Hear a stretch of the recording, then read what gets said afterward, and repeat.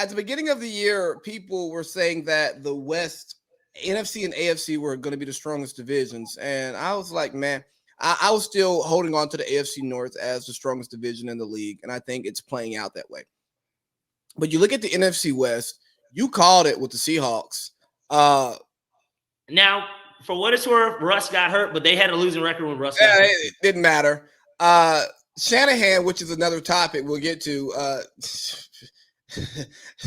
some people might be looking for some new jobs in a year or two. I hate that we don't still have DQ because I would still love him here just because I know it works. Like, I know it works. And then you have the AFC West, where it was just a foregone conclusion that the Chiefs would be like 8-1, 9-1 right now, or 7-1, whatever the hell. And they're belling water, and they're a bad TV product. Like, forget the fact that they're not winning. Like, they're not entertaining. Who's leading that division right now? The Raiders? Are the Raiders still leading the AFC West? No, it's the Chargers. We got the Chargers with a rookie head coach. And a second year. Yeah. Yeah, we got the Chargers at 5-3, leading the division. We got the Raiders at 5-3, second. We got the Chiefs at 5-4 and third, and we got the Broncos at 5-4 and fourth. So I guess it's still a good division because you have 4 teams above 500. But I've watched these teams, and the Chiefs are not a good football team right now. They're not complete. The Chargers seem more complete than any of them.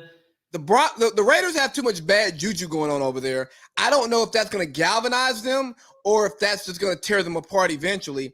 And I love Teddy Two Gloves, but I mean, I wouldn't bet my 401k on it.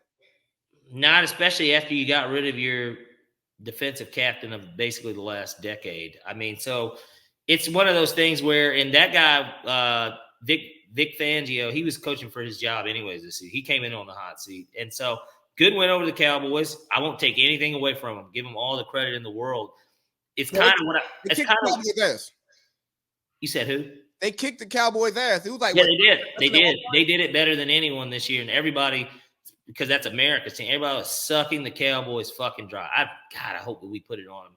And, I'm going to that game this week too. So I really hope. I didn't, but I'm not shocked. That I'm going? Yeah. Yeah, well, my dad's that's right. My dad's a Cowboys fan, and then my whole family, my Hodges side of my family is all they live in Dallas. So like, and we got business there and stuff. So like it only made sense. It only makes sense. And I've been there before. I've been to Jerry World, but like I've never been for a Falcons game. I've been to like 2 Cowboys games there before. But like either way, yeah, the Denver kicked that ass. And so they definitely let it be known that they're not giving up. That this Sunday we got the Raiders and the Chiefs. The winner of that game will basically separate themselves. The Raiders can put the dagger in the Chiefs if they beat them. If the Chiefs drop to 5-5, they definitely aren't going to win the division. To me, I hope they miss the playoffs. I want to see Patrick Mahomes in the wild card spot. I actually don't. I hope that they make it, even if it's just as a 7th seed. I do want to see him in the playoffs. I want to see how he can play not having home field advantage. Like, I'm curious to see, and then how the betting odds will fluctuate too, because that's going to make things a lot more interesting too. What do you place the Chiefs at if they're a 7th seed on the road headed to a 2 seed? Like, I'm taking the Chiefs. Let's say it's Tennessee back with Derrick Henry, or it's Buffalo. What do you do in that game? How do they set the odds? Do you put the Chiefs at plus 200 with anything above plus 200 with Patrick Mahomes? I mean, it's compelling to me. That's the only reason I want the Chiefs in. Because it makes it so much more compelling. I don't know if you get plus odds on the money line. Put it this, all right, and I know that different sports, but put it this way: the Lakers were the 7th seed in the West last year, playing the Suns. The first game, the Lakers were the favorite on the road against the team that had been consistent all year. Obviously, we know the end of the story. The Suns won the series, and they went to the NBA Finals, and were up in the fucking NBA Finals against the Bucks. And it's kind of the same thing. I look at it just that way. The power of LeBron James and AD made it to where you couldn't even that to where they said it to where it was just like, now you make the decision. Like, do you really believe what the Suns did was for real, or do you know what we know? And what we know is that the Chiefs have won the 2 straight Super Bowls and 3 straight AFC Championship games. How do they fare against a team like Tennessee? Let's say that, and I'm going to say that they have Derrick Henry back since they didn't rule him out for the season. Let's say it is Tennessee. So what I would say is, just like the Lakers, the Chiefs are a public team. And back to what I said earlier, you're not getting plus odds on that money line. There's no way in hell you're getting plus odds. If they play the Bills or the Titans, with the Titans one will be a closer. But if it's the Bills, I bet the Bills are minus 200 at least. But you know how much public money is going to come in on the Chiefs. And you know the last thing the Vegas wants to do is let the public kick their ass in the playoffs week 1 on the Chiefs. Because of all that money that's going to be going into it. You know, so, and that's where the odds get super weird because, you know, we can look at a game and like how Simmons and Sal, they guess the lines every fucking week. And almost every line makes sense until you throw in teams like the Cowboys, the Brady Patriots, which the Bucks are in a similar boat, the Chiefs, where these teams are just such public teams and people are betting that team without logic. Vegas has to then go in and manipulate those lines in order to still try to come up. And that's where it gets real funny. No, absolutely. And so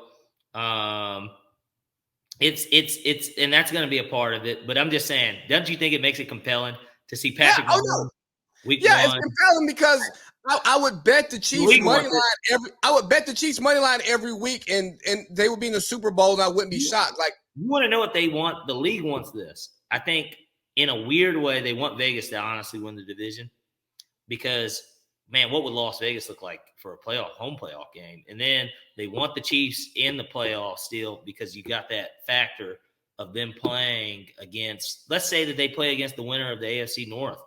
Let's say it's LeVar. I mean, I don't know who, we don't know. We're only halfway through, right? But like, it makes it so much more compelling. Like, you want as many names in it as possible.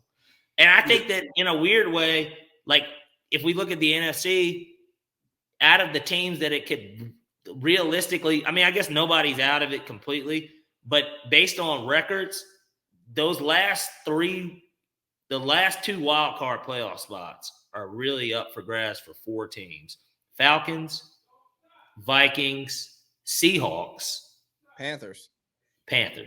That's really who those last and Saints. So out of those 5 teams, those are going to be the last 2 spots in the NFC. Who would you want to see out of it? I think that in a weird way, even though the Falcons aren't a draw, Matt Ryan is still an MVP. It would be a good story. Hey, which actually, you know what? Falcons win 10 games this year. Give Mike Smith some consideration for that Coach of the Year too, by the way. Arthur Smith, not Mike Smith. We got rid of that. Yeah. Give him some consideration. But, we don't know if the Saints are going to fall apart yet. I think they will because their quarterback play is going to be out of the playoffs is the question. Their defense is still pretty good, and they can run the ball.